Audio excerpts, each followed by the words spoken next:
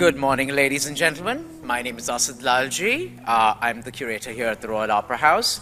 On behalf of the royal family of Gondal, Ashish Doshi and myself, welcome to India's only surviving opera house and your city's very own cultural crown jewel. As many of you know, the Royal Opera House reopened after a hiatus of 25 years in October of 2016. Since then, we've been successful in developing the space into a democratic platform for the arts by blending the traditional and the contemporary. Although we being a key performance art place in the city, we also endeavor to build stakeholders for the arts through further learning and educational programs. We've presented opera appreciation workshops, photography workshops, heritage walkthroughs, music master classes, and literature festivals. In fact, in December of last year, we hosted the beloved Peekaboo Literature Festival, which was packed with learning and knowledge-building opportunities for our younger stakeholders. In our quest to reconnect with the illustrious past of Mumbai, performance art and ecosystem, and our place in it, we regularly engage with themes relevant to our history. This symposium is yet another opportunity for us to mine our past for nuggets of rich performing arts heritage. We believe that symposiums such as these are key platforms in building current and future stakeholders for the arts. Tawaiffs and Baijis were early artists and pioneers that lived, worked and performed in our very vicinity. Their legacy and contribution to the Indian music and dance, although has faded now, is undeniable. And today we are proud to host a unique day-long symposium presented by the Sufi Kathak Foundation along with the Royal Opera House and Avid Learning that promises to showcase the renaissance of the arts of the courtesan and discuss their important contribution to the performing arts history of India. Ladies and gentlemen, please welcome, or actually before we welcome Manjari, ladies and gentlemen, welcome to Tehzeeb-e-Tawaif, Courtesan Culture and Women Performers in India from the 18th to the 20th century. This is the Mumbai chapter of the related symposium. One was held in Delhi last month, and both these are the first of its kind on the topic since 1961. Now please welcome Manjari Chaturvedi, the founder of Sufi Kathak Foundation, on stage to tell us more. Thank you for being here this early on a Saturday morning. Hope you enjoyed the sessions. They promise to be very enlightening. And we hope to see you later on in the evening and you stay back for the performance. Thank you very much and have a wonderful day.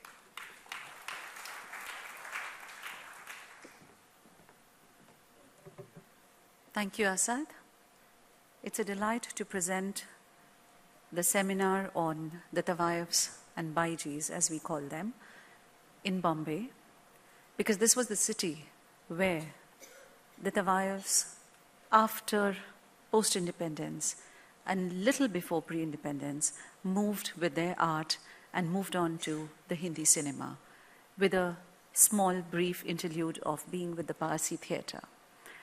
This seminar series is an effort by Sufi Kathak Foundation to bring the drawing room conversations on the Tawaiffs into the mainstream, where we discuss about their art, about their contribution to dance and music and poetry, and not just relegate it to conversations which are always held with a snide remark about a certain woman. It's high time that we see them as artists par excellence and not just delve into their personal lives. Just like we do not delve into the personal lives of the ustads, and we continue to see in the broad framework of what their art is. This effort is to bring this into an academic initiative where we have brilliant minds today, people who have done 20, 25, maybe more years of research on this subject.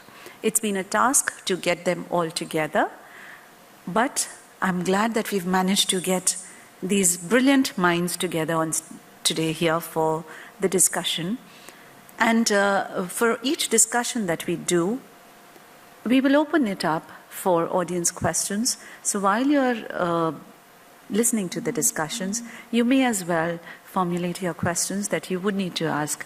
I know we've all been fed a version of Tawayaf, how she is. Frankly, neither you nor I, we haven't seen an original Tawayaf, but we all have a fair idea of what a Tawayaf is. She's a bad woman, she's the other woman, she's the homebreaker. She's not a good name to be associated with. We need to remove those things and get on and see her as an artist. And this is what we are striving to do.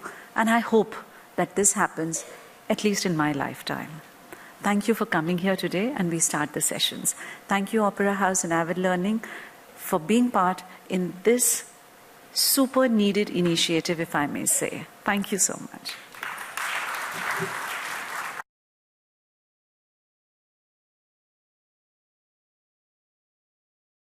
Good morning. From courtly and traditional dance to item numbers in Bollywood, women dancers have often performed for a male audience. Our first panel for the day is titled Courtesan, Women Performers and the Male Gaze, in which our speakers will explore the complex gender politics and negotiations of identity and power, as well as the economies of consumption within the sphere of courtesan culture and dance. We have with us Associate Professor, Center for Women's Studies at JNU, Lata Singh, and Professor of History, Bharuch College, and the Graduate Center of the City University of New York, Veena, Oldenburg, who will be in conversation with film critic, author, and journalist Manjula Negi. For more about each of them, please do refer to the bio handout that has been provided, and we'd like to welcome them on stage now. Thank you. Good morning, everyone. Thank you for being here on a Saturday morning. And I'm Manjula, and I'm pleased to introduce Professor Veena Oldenburg and Professor Lata Singh from JNU. And we would go straight into the session. So I'd like to begin with a small quote from Asghari Bai. She was a Drupad singer, renowned Drupad singer from Mewati Gharana. Gar hote kadrda dil ke, to karte kadr is dil ki. These words resonate with the emotions of countless courtesans and Tawayafs across the royal courts of India, in the pre-colonial India, in the pre-colonial era, And my understanding of Tawayafs is that we have always seen them as the other woman, as the woman who was not respected, as somebody who has always been relegated to the fringes of the mainstream.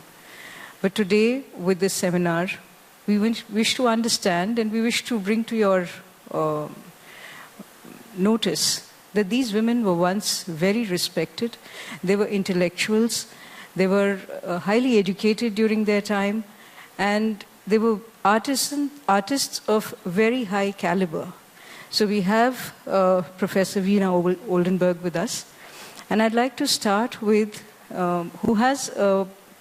she has done a pioneering work on the courtesans as part of her feminist PhD. She did her PhD in feminist studies in Lucknow. And, So she's done her feminist studies in America, but she's been born and brought up in Lucknow. And so she went back to understand the entire feminist culture, so to speak. And she thought that it would be interesting to explore it from the perspective of the courtesans. And so I'd like to start by asking you, Veena ji, their status and positions in courts of royalty were actually, very respected. And they used to be, the highest taxpayers at one point. They had very lavish lifestyles. And they were given their due respect. So if you could give us an introduction to that whole thing, and we'd understand, When I started my research on actually a historian, looking at colonial Lucknow, I really had no clue about the lives of the courtesans.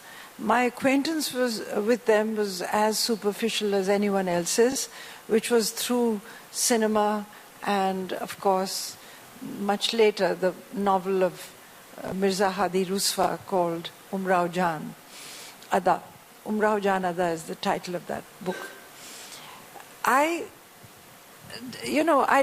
was looking at Lucknow archives and I chanced upon a bundle of letters which was sealed with a red wax seal and the British stamps of the East India Company.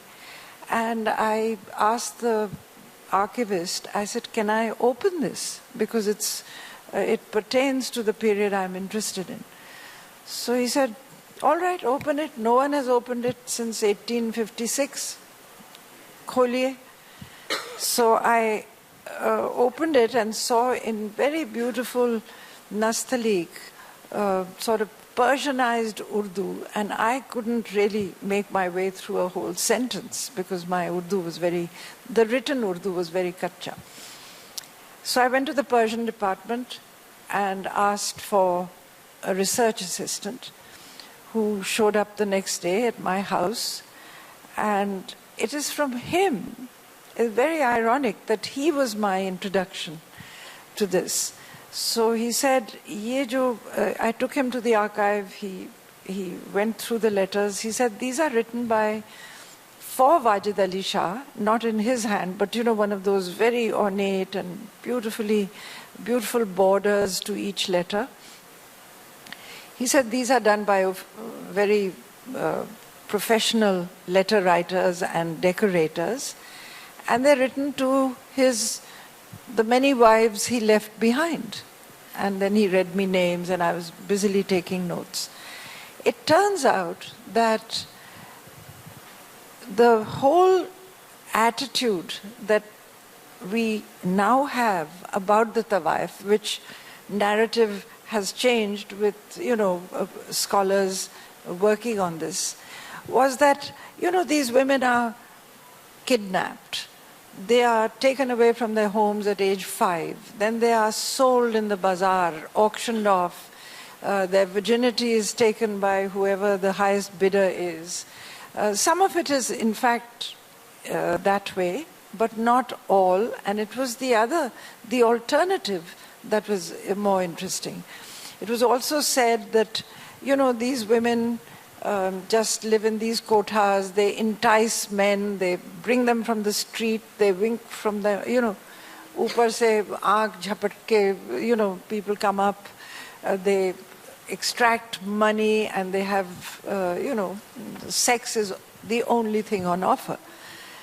I had some of these prejudices myself when I walked in. This young research assistant, I just said, I want to write your name and make some sort of a professional commitment to how much you'll get paid for helping me and so on. So if you'll start with your name. And his surprising answer was, I don't have a name.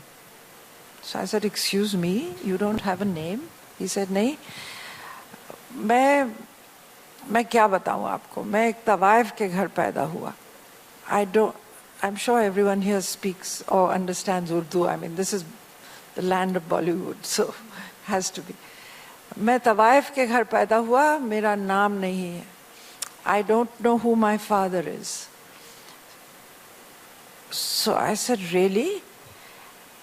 He said, आप अगर जानना चाहती हैं हमारी history, तो आप जाएं हमारी नानी से बात करें. And that is the nani of who became my chief informant, though she introduced me to 35 others and we had long conversations. From about 1976 to 84, whenever I came to India, I would visit and spend several afternoons just delving into their worldview. And that is where I found original feminism. The way I define feminism is not what, some of you might think, oh, those bra-burning harpies, those lesbians, those women who go around hating men. That's not feminism. The way to understand it, most simply, is to look at the relationship of power to gender. And if you understand those equations, you know you have a feminist perspective. Any man can be as good a feminist as a woman, if you understand those. And these women introduced me into a very unique perspective on gender and power. And for that, I'm very grateful. So they began to talk. Now we'll just skip to the talk because this boy said, look at my sister. She's had the property, she's had jewelry, she's had education. 3 Maulvis are sitting her, teaching her Urdu and Persian. She's very learned. I was just left. I was given a scholarship in the university, and that's how I'm even in the university. No one is ready to pay for me. So I said, this is turning the equation. Normally, you know, he said, जब लड़की पैदा होती है ढोलक बजते हैं लड्डू बांटे जाते हैं मैं लड़का था मुझे छज्जे पे छोड़ दिया नाम भी नहीं दिया. So I said, you know, this is a world I don't know. I have to go and explore it. Because this is like some dream, you know, that women might have. कि हम जब पैदा हो तो गाना बाजा बजे. When I met these women, they lived that tale. They just sat there, they were so comfortable. You know, they were having hookah, they pandan, wonderful snacks, this and that when I went. So they said, I hope you're not from the government because government has made us illegal. You know, the acts of the British from 1862, the Infectious Diseases Act, and then the Indian government just outlawed it altogether. So they said, we are sitting here in this quota, but we are completely illegal. So please don't write or anything. They took away my tape recorder, my notebook. I had to keep everything in my head. So I was very alert. And I did not fall for the, you know, kabhi opium hai, kabhi pinak, kabhi... They were giving me all kinds of pills and I didn't take them. Because they weren't sure who I was. You know, I came and I wasn't ready to tell them that I'm a Lucknowi. I kept a remote persona of being a researcher. Now, they totally disabused me of the very prejudices that I had walked in with. I said, आप लोग तो सब kidnap करती रहती हैं बच्चियों को और फिर बेच देती हैं बाजार में. So she said, she gestured, you know, and about 5-6 other women came in and sat with us. She said, ask them, who kidnapped them? Who brought them here? And then I began to hear the stories of marital abuse, rape within the family, young women who had been mistreated, who ran away, who were not kidnapped, who had run away. And I've in my work, I've mentioned, you know, I've given their stories there as they were told to me. The Gulbad. So the woman who was telling me this was 72 years old. She had 3 teeth. I still remember her smile. It was the most amazingly dazzling smile with only 3 teeth. And she was making a pan for me. And she said, Dekhiye. The second prejudice, I said, you know, aap hongi, you know, you're dependent on men. You're dependent on their patronage to sustain you. So you're still a pillar of the patriarchy. So she said, देखिए, मुफ्त का काम कोई नहीं होता है. I said, you have to sell your bodies. I made this terrible mistake of saying you have to sell your bodies. So they looked at me and they said, what do you do? I said, I do research. आपने कहा ना आपको fellowship मिला है. I said, ji. So he said, you have sold your mind. क्योंकि आप लिख रही हैं कुछ. आपने अपना मगज बेच दिया. आप हमसे कह रही हैं हम अपना जिस्म बेच रहे हैं. It was so powerful, that pointer, that I just said, you know, I'm humbled. I'm really humbled, but I'm speaking for that very naive society outside these walls who think like this. I'm only reflecting what they think. I have no independent means of knowing how you think of yourselves. So please keep educating me. I will improve my manners 100-fold. So then then I said something about, she said, देखिए, what we earn, we have converted into factories. निवार की factory है, समय की factory है, perfume है. We have created about 6 itars which are sold by Muhammad Ali, Asghar Ali, Muhammad Ali. All the major Begumate Awadh were wearing those perfumes. We have created designs for clothing. And jo Lucknow ka khas, churidar and that sort of skirt, that is their clothing. They used to wear that. I've got a few sets. I didn't wish to wear it today, but I can tell you that they were made by them. They embroidered them, they made them. They said we were the keepers of fashion. Cuisine.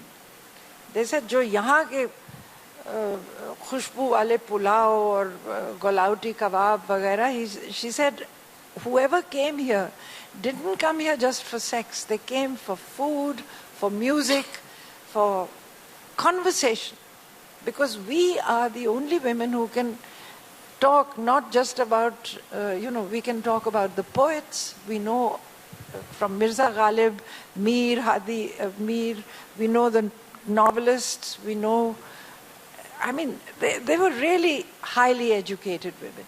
And not with degrees from universities, but really rich, culturally rich. Then the burqa. I said, when I said I want to visit other kothas, there were just 2 others that were still partly functional when I was doing my work. And they said, we'll take you there.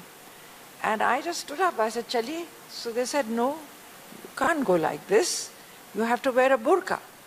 I said, ye to patriarchal imposition hai, but I'm not going to wear a burqa. So she said, you know something? आप उन पे नजर डालेंगे, वो आप पे नजर नहीं डाल सकते. They completely reversed what we have called the male gaze. They had the female gaze. He said, chaliye aap jab, in the kunchas and gullies of Lucknow, you hear very sweet remarks. You don't hear crude ones, but some men can be very crude. When a woman is walking, they say, "Arey, zulfe," what you hear in films, they now repeat. So when I went in the burqa, I really felt empowered because I could see all the men and they couldn't see me. And I started to pass remarks because these women say, Nali mein phek dugi. They do all sorts of very strong threats about anyone who comes in their way. Rickshaw wale, dekh raha hai, abhi ulta du teri rickshaw. And she's holding on to the handlebars. So I then realized that this burqa gives these women, they said, देखो मुफ्त में हमारा शक्ल किसी ने नहीं देखी, हो ही नहीं सकता. हम क्या सड़कों पे घूमेंगे अपनी शक्ल दिखाते हुए? देखने जाते हैं क्या हो रहा है, दिखाते नहीं हैं. So I came back really with my head spinning, saying, here's another. And the last one, and after this I'll stop, rest assured. I said, अच्छा आपके पास property है, आपके पास इज्जत है, the whole nobility comes and sits here and eats and drinks and watches you and applauds and throws gold asharfis at you. All that is given. But what about that other thing that I have? I was married then and married to the same person now. I said, the person you love, the person you can be with and call your own and depend on, and there's something emotionally spectacular about that kind of relationship. So they looked at me like I was completely mad. They said, आप क्या समझी कि हमने कभी इश्क नहीं किया? I said, नहीं, I mean, आपने बहुतों से किया होगा. So she looks at this woman Rasulan Bai, has been sitting all along with her, and smiling and making pan ki gilori and offering it and saying, ordering the servants. She was like the manager. She said, "Inse puche, for 40 years we have been together. And there's no deeper love and no better ishq than this. This is the ishq that has no name. We call it lesbianism, we call it this and that." I said, "Iska koi naam hota hai?" She said, "Iska naam sirf ek hai, mohabbat." I was really blown away by now. And I said, I will go and write a brand new story about you people. And that's what I finally did. When I got the courage as an academic and a respected urban historian to actually sit down and write my first feminist piece. And that is what explains my presence here today. Thank you. Thank you, Veena ji. I also wanted to, we were talking about earlier as well, about, how they told you all about their high income status and they being the highest taxpayers at one point. And what were the lifestyles and the status of these women at that point?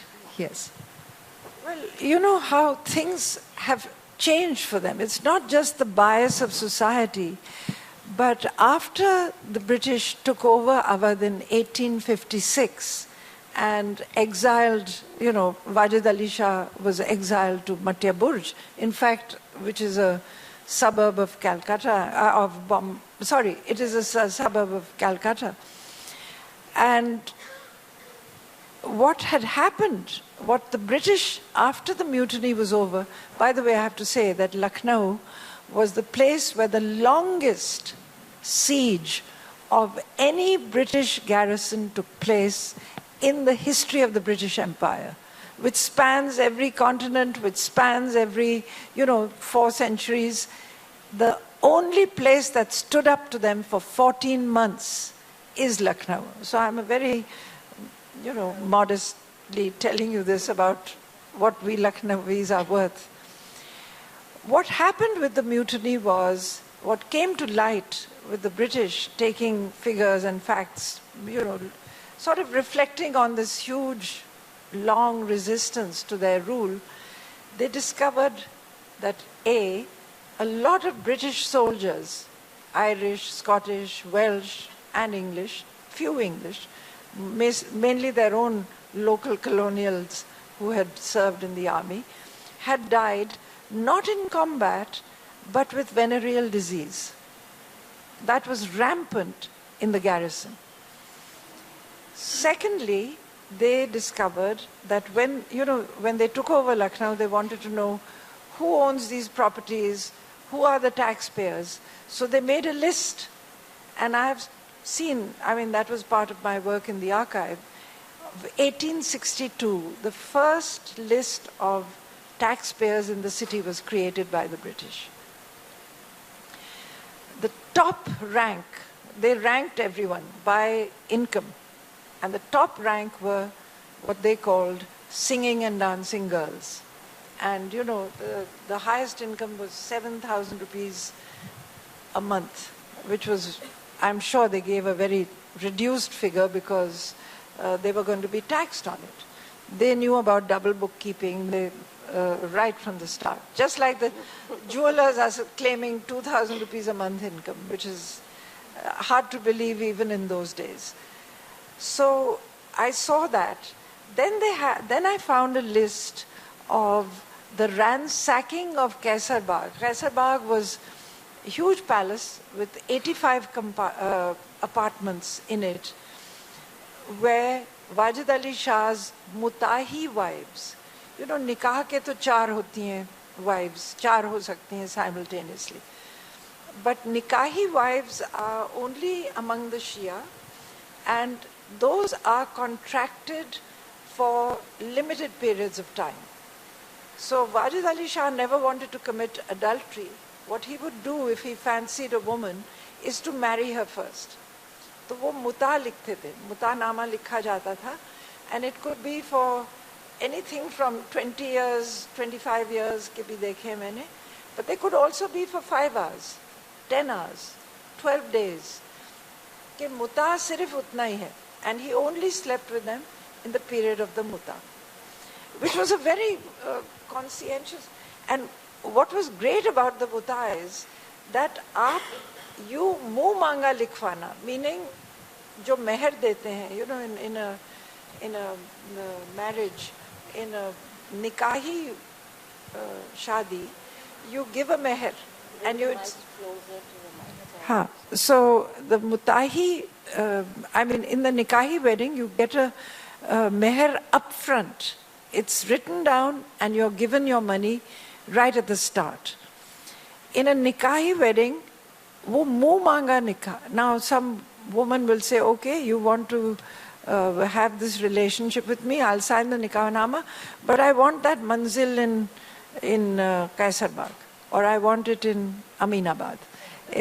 Or the lands by the orchards, lands by the river, ke hum Dhobi Ghat ki leases are all owned by the Tawaifs. You know, the Dhobis are paying them currency, also ironing their clothes without any money and washing their clothes and doing all this.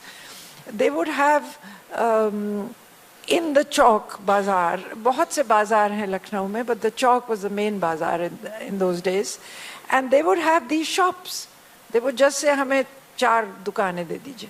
So each woman, and I saw these 85 mutanamas, which I, had, which my friend from the Persian department was reading for me. कितना पैसा मिला, कितना वो सब लिखा हुआ है. It's an amazing archive of knowledge, and I learnt about the muta. I learnt how these women had become, and these became his wives. They were not given the title Begum. They just kept Mahal, M-A-H-A-L, or sometimes Begum, but that title expired with the expiry of the Mutanama. And so you get a huge list. Then there was another list which the British made of the raid on the Kaisarbagh, where they collected gold, jewelry, silver, ivory handled fly whisks, gold and silver hookahs of the ladies' variety, slippers of gold, everything made of valuable, emeralds, diamonds, rubies, pearl strings, jo Basra se aate the, huge, 6 and 8 layers of pearls. Some were even pictured. They had people draw them. They were not photographs, they were drawings, sketches of jewelry, because all this had to be sent to the crown in England, because that was the deal, because the crown soldiers had come to relieve Lucknow, not the East India Company army, but the actual British soldiers came, because they just could not defeat the rebels in Lucknow. So वो crown ले गई, and उसकी फेरिस्त रह गई है सिर्फ. 26 barrels of jewels were removed from Kaisarbagh alone. So if you want to picture their lifestyle, you have to just read those lists. I used to be mesmerized by just reading the lists.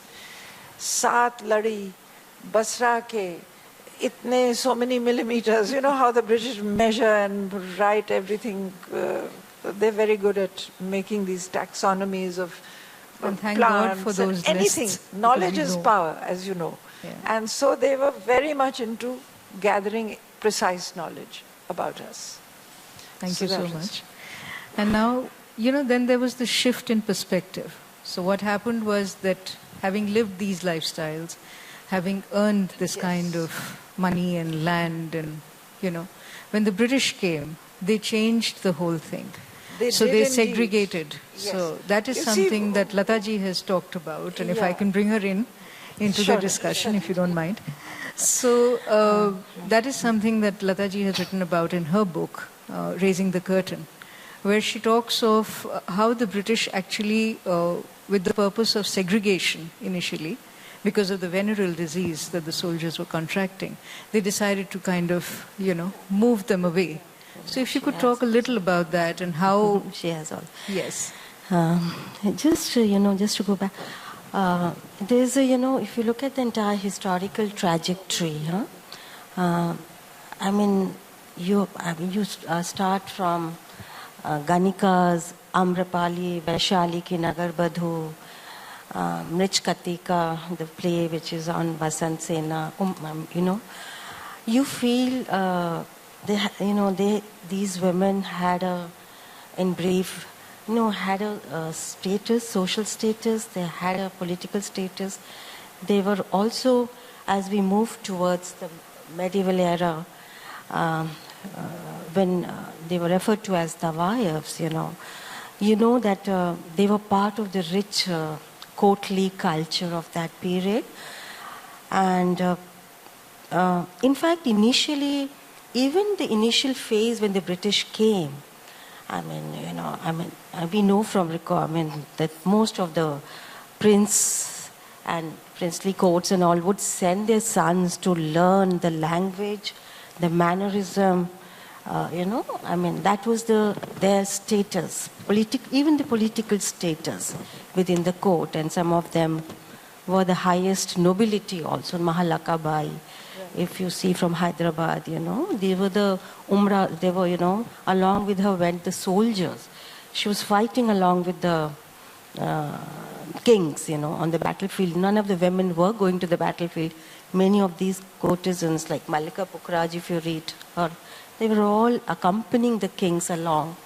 So, and in the initial phase of the British period also, it's not that, the shift within those, towards them builds up around the period, by 1850s and 40s, it starts. Initially, this was right after the mutiny? Mutiny. That Pran Neville's work has shown that, the Britishers were also like that the Nashtar, that famous novel, talks about how the British would also be offering them, inviting them for ceremonies or, so they were, even the English women would be also, so there was something called the culture, if you want to know the culture, the most literate, as she says, the first generation of literate women, because we start every history with colonial modernity, as if, the modern education.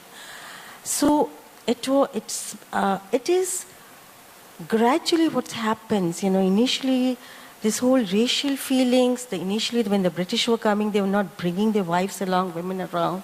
So they have, they have left wills, many of the British officers have left wills behind, which talks about these relationships without looking down upon them. That's an era when, you have in England also, there's a whole discourse around prostitution as a criminal community is also building up.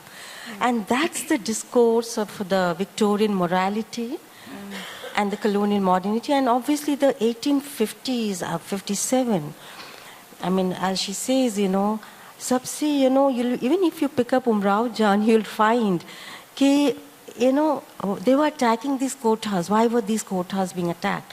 So they were also looked upon as very political women also of that they were period. Political influencers also. And so gradually that kind of a morality discourse builds up with unfortunately with the formation of our own Indian middle class, the social reformers like Brahmo Samaj, Keshav Chandra Sen. The other day I was telling you, I was reading Nana Devi's autobiography, memoir by Vidya Rao. Yeah. And she's a her name is Nilina Se. She's married to a prince, royal. But when she starts Thumri, she has to change the name. And she's the granddaughter of Keshav Chandra Sen, who has written against this culture of Tawayafs and all, very strongly in the history. So the whole, both our own middle class modernity, the social reformers, and the colonial discourse, they build around during that period. And gradually from the category, they start getting under the umbrella of the prostitutes now.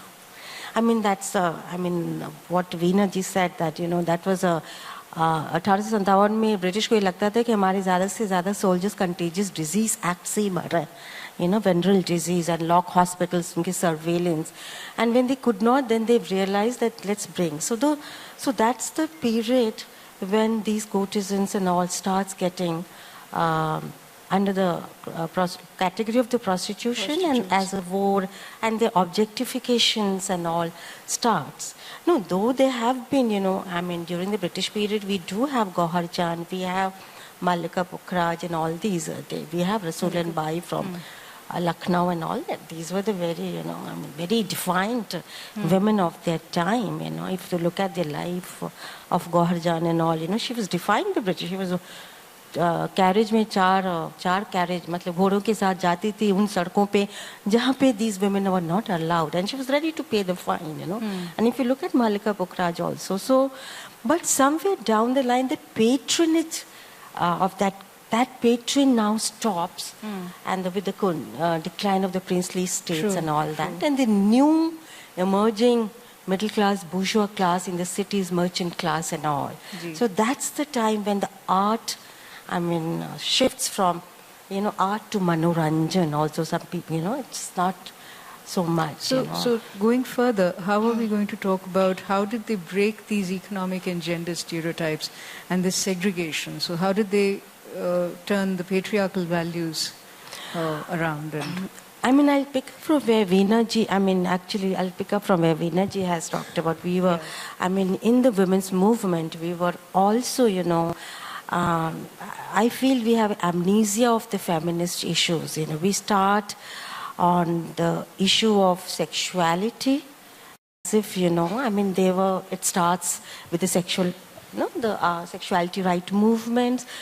Oh, no, these women were transgressing. Where do you place them, And if you look at the writings, creative writings also, the poetry is full of eroticism, and one of the famous Tawaya from Hyderabad, from Travancore, Mudupalani, she has written a manuscript in 1870s on Radhika Santavana, where she says Radha desires for sexual desire. She's at those times. So they, in one of the sense, even if you go, as she says, the notion of the marriage, the notion of family, the notion of man as a bread earner, all these in the notion of the domesticity. In that front also, they are really transgressing many of the boundaries at that particular point in the history about it, Right. So we're saying that they're subverting the patriarchal values, because they're turning this concept of the breadwinners on its head, so to speak. As she says, they were the tax highest, they were the first professional But we must keep in mind that they were performing primarily, even as courtesans, they were performing predominantly for a male audience, right? So, and when that moves to the British era and then subsequent years. So we are now coming to the male gaze, which is now looking at them only as sex workers and as prostitutes. So their whole position has changed. So how are they now protecting it? Well, I want to just backtrack a little to show how the British actually take this, strike at the root of this profession and virtually destroy it. When they discovered that venereal disease was so rampant in their own barracks, they created, and for those of you who read history here probably know this, that they created 110 specific cantonments attached to cities in India. 110. For each cantonment, they decided that because there is venereal disease, we must bring healthy, disease-free women to the cantonment and create what was later called the Lal Bazaar, the red street, because they used to put a red light at the beginning of the street so that the soldier would know where it is, and he could only visit these women. They fixed the rates of how, they did it exactly with time and value. It was not, no song and dance. Song and dance vanished. It was sex. There was a tablet on the door which said 10 minutes, 8 annas. 20 minutes, 2 rupees, us zamane ke paise. And the whole chart of that, I took a picture of one which was still existent in the Sadar Bazaar. And in these Sadar Bazaars, meaning these cantonment bazaars, this is what happened. So these women's kothas were more or less destroyed because what excuse did they have to destroy them? Well, they discovered and imputed, sometimes even falsely, that these women have been supplying the rebels with money, food, resources, and shelter. Because when they would go to find the rebels, they couldn't find them. So they said, ye sab kothe mein chupe. They run off and hide in the kothas. So the kothas, they got warrants for full search, for destruction. They would break the furniture, they would do this, do that, and leave them completely bare so that no one could hide there. Curtains were pulled down and, the areas where the kothas themselves used to have their own prostitutes. After all, they were not just the wives, but they were also what they called randi and khangi and, various levels of women. Everything was destroyed to keep themselves safe. My chapter is "The City Must Be Safe," and in which I have discussed plenty of all this in my Lucknow book. Okay, So that is the background of how the Tavaif culture was really just actually physically dismembered. Yeah, taking it from your ये बात सच है. These Tavaifs were performing. These Tavaifs were definitely performing for an audience in the courts, which is male. Let's be. Vidyara, who's performed, says that it was they were ये औरतें देखती थी तो चिलमनी जिस तरह से, and in many of these houses of even Keshav Chandra Sen's houses and all had a concerts where the women were not. So definitely they were performing for the male audience. One cannot deny. And the form of Thumri also is a form which is full of feminine, female desire, which you're performing for the men also. Yeah.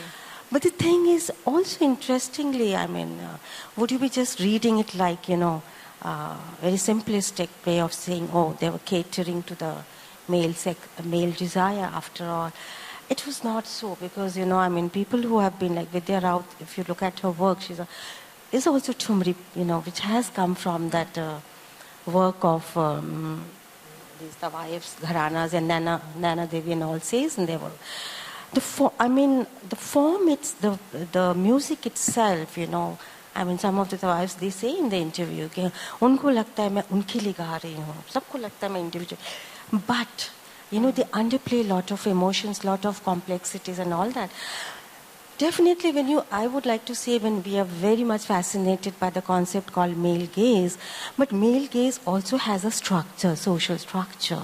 These were very powerful women, And what I see today in many of the forms which is happening in Tamasha and, Nautanki in Sonpur Mela Vagaya, this was not, These women had a control, it's not that, So are you saying that they were perpetuating the male gaze themselves at some point?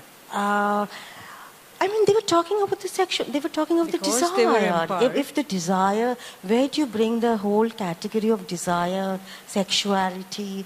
Where do you, does it have a patriarchal form? Is it for that?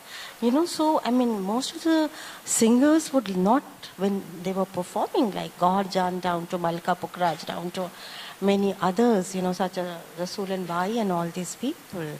It's not, the other day in the Indian International Center, it was said that Rajan Mishra ji said that, Husna Bai ko log Banaras mein sarkar kehte the. तो यो gaze किस point में है, क्या context है, कैसे है. So it has a lot of complexities around, and most of these are very, very powerful political women. I mean, Malika Pukhraj would say कि मुझे आपने 9 से मैं 2 घंटे रहूँगी 9 से 11, उसके बाद मैं बिल्कुल नहीं रुक सकती हूँ. Gaharjan did have a say where she wants to go and perform, where she did not.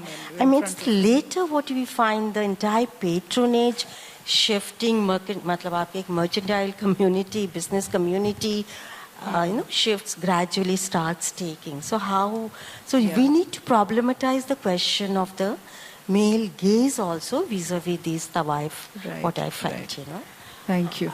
And I want to just add that among the many things that changed, Bollywood, which wasn't called Bollywood then, it was just called Bombay cinema. The cinema itself has been something that both imitated sort of the love tropes of the Tawaif and also destroyed them, because they brought it into middle class love affairs and and so on. And you could being from a city where the most films are made on this planet, that a lot of it is faked. I mean, nobody is really falling in love, and nobody is really having this, pangs, and nobody's really dying when they die.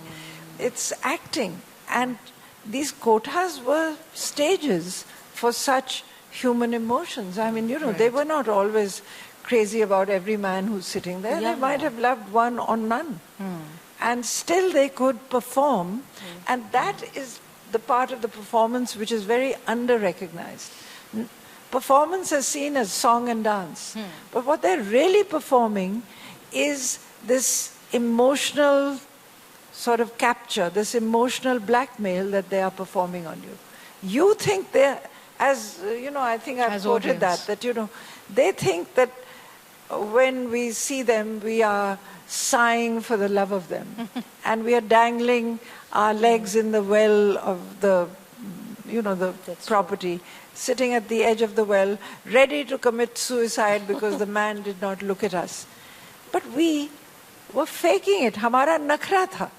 और वो नखरे को लेके घूम रहे हैं तो फिर उनकी, that's their problem. Yeah. So there's that aspect, and certainly the films prove it. And the films have replaced basically this kind of entertainment. Right. And the cricket match has replaced a lot of patronage because they go off and so the new, the modern forms of entertainment struck at the heart of this very sophisticated and time-consuming and elaborate. Everyone wants to see a film. Ab yahan ki, the reason why Indian films don't do well in America is nobody wants to sit for more than 2 hours in the cinema hall. So their films are 1 hour and 48 minutes, or 1 hour and 58 minutes. It will be less than 1 hour, 2 hours. Here, तो 3.5 घंटे भी चल सकता है, and you have 2 intervals and all this stuff. छोटी बनने लगी. So they're making them. So with that, we'll open it up to the audience in case audience has some questions. One line I'll add, Manjula, before. The transition, what I wanted to bring, is beautifully from Tawaif, the dance, Mujra in Bihar. I come from a Bihar, जहाँ पे कहते हैं Mujra, and फिर item girls, and the transition towards the Bagal, the city where we are. So why at every and there's some number 2 in the history of cinema. Writing of cinema is so patriarchal. Many of these earlier producers and directors came from composers of music and all came from Tawaif's family, which has not been someone like Jagan Bhai, Nargis's mother, who didn't want Nargis to get into that profession, and so she trained her differently. So we could now open it up to the audience. Any questions? I was interested in knowing where I could find books on these subjects. Who are you? Okay. So who are you asking? Veena ji or Lata ji? Because when I go to a regular bookshop, I can't find any books.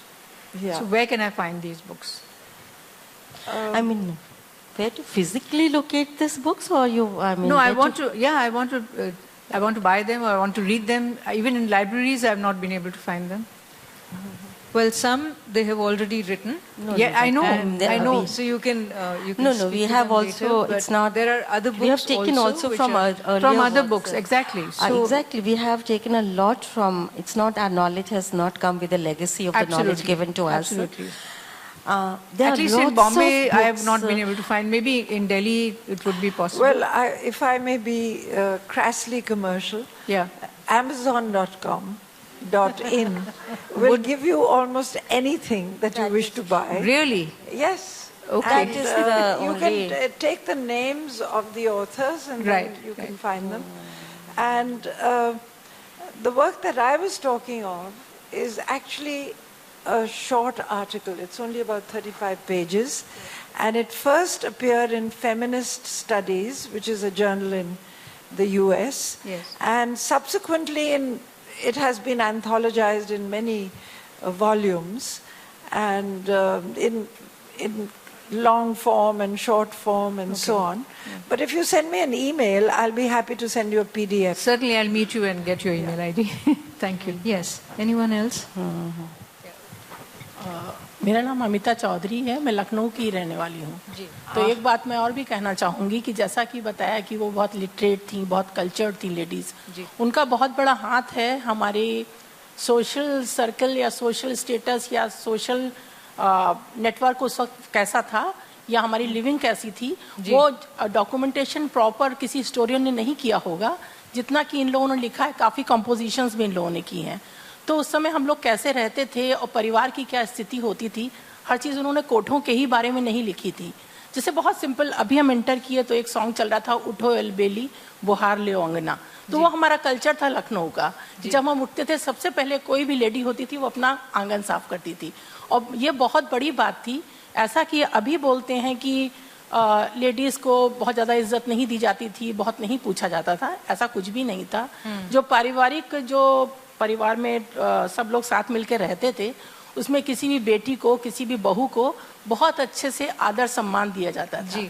और हम ये सब नहीं था, जैसा कि ये चीज़ बाद में आई है कि जैसे बोलते हैं कि प्रताड़ना दी गई हो और दहेज दिया हो, ये सब कल्चर नहीं था। ये सब चीज़ें इन लोग के सॉन्ग्स में से निकल के आती हैं। तो ये बहुत बड़ा डॉक्यूमेंटेशन है। वीना जी ने वही बताया था शुरू में कि इनका level, position, status, economic status, otherwise नहीं, इनका तो था ही, इनका तो था ही जो जनरल पब्लिक के बारे में, जनरल पब्लिक की जो लिविंग स्टाइल थी, जो परिवार में क्या संबंध होते थे। मैं बताना चाहूंगी। आपका कोई सवाल है तो बताइए मैम, नहीं तो कमेंट में तो अभी थोड़ा समय what I can gain gather from her, इनके कहना जो चीज़ ये सच है कि जो पॉपुलर कल्चर है, जो धरोहर है, it has come from women.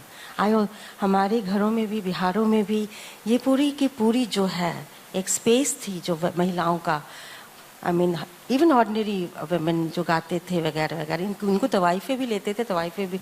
तो वो जो है किस तरह से अब इतिहास के कल्चरल कैनन में अब किसे हम ऊपर रख रहे हैं, उस्ताद और मैस्कुलिन आर्टिस्ट को, और किस तरह से, but most of these actually genres have come. I mean if you go to, आप महाराष्ट्र में तमाशा देखिएगा, पूरी की पूरी लावनी, वो सारी culture has been given by the women both. I mean, the so-called, it's a construction of a good and bad women, there's nothing called good or bad women at some particular point. So that is true what you're saying is, and they have also picked up. The wives also picked up from the various regions, their dress style, their, the cuisines, their, all that, which is true, I mean. Ji, could you take it to that lady who's raised her hand there for fifth row, fifth or sixth row? Hi, my question is that could you tell us a bit about if the wives played any role in the mutiny? Like a little bit more about that? In the mutiny? Yes, indeed. The wives, well, they were patently non-combatants. They did not come out and fight. But what they did do, and this is why they were so brutally punished by the British, they actually harbored rebels. They sustained them with money. They hid guns and cannon were found in, in the Kaisar Bagh apartments. A lot of cannon showed up, which they used to blast troop movements and so on. So that their role was very constructive and completely anti-British, because they saw their own livelihoods in danger, that these people are picking up, their women were picked up. They took all the women, they took 100 women in. I've written about the Lucknow cantonment because I did that directly. They took 100 women who they called fat and fair. They wanted light-skinned and plump. Why plump? Was that sort of a characteristic of beauty that was admired? No. Fat, because you won't have TB or you won't have the diseases that were rampant. They were terrified. So if it's a really fat and fair woman, she's healthy and she will be safe. They had this... That's good news. So that was, and there was a huge protest, even against house tax. One of the first marching protests in the city of Lucknow by women was done by the Tawaiffs, because they would not want to pay the tax. And when they, on their incomes, they told me, they said, we kept 2 books, 2 registers, one for ourselves to know what we actually made, and one for them, कि falana 5 rupaye de gaya, falana 10 rupaye de gaya. They would keep a register and then show it to the tax collector. So they had a very important role in supplying money and shelter, because where were these rebels going to hide? Only where there's a parda, where's parda nashin women, in the begum's quarters where men could not go.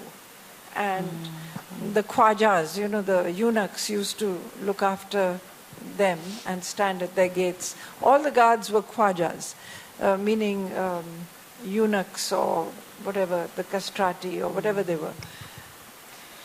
So unke piche unhone... Azizan Bai, I have written a piece on Azizan Bai on 1857 revolt in Kanpur. Hazrat Mahal, who was she?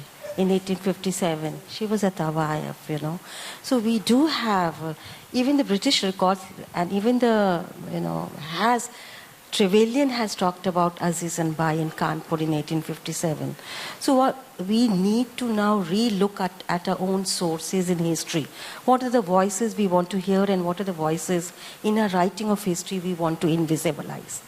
I mean, it is contemporarily now people wants to bring out the voices of these women, So it's also in the writing of history whose voices has been marginalized and why at particular point has been marginalized, Thank you. So with just one last question, we have time only for one question, please. Yeah, the gentleman, he's been raising his hand since the beginning. Right, you. That's the bearded gentleman. Yeah, thank you. Hi. We can chat later with them. They'll be here for some time, but we have to start the next session. So just one more question. Really appreciate it. Thank you. During your research, did you ever come across the wives of Hira Mandi? Any researches about Hira Mandi? What was Could you hold the mic closer to yourself? Can you hear me? Yeah. Now, so during your researches, did you ever come across research about the wives of Hira Mandi? Lahore. Neville, who used to be like an uncle to me, who died only last year, has written on Hira Mandi. Oh. And his work is... And he was himself, as he quite happily tells you, was himself someone who went there. And Fauzia's work in Pakistani women. What was the name of the author? The Notch Girls of India? No, it's not Notch Girls. No. Taboo. Fran Neville's work. Fran Neville's work is Notch Girls. I mean, Manjula will tell you better. Fran Neville's work is called The Notch Girls of India. He has written also a abridged version, which is, first was a very beautifully visuals and detailed, and his also abridged version is also there. But how different was the culture of the Tawaiffs in Hira Mandi and Lucknow? Lucknow had a very Persianized accent because of, the whole, the dynastic connection was from Persia. The first was Behram Khan, who came from Persia, became a Mughal general, and later on the Prime Minister of India. And his court उसके बाद आसफ-उद-दौला, and then a string of 9 Nawabs who, with varying tenure, were all kept up Persian.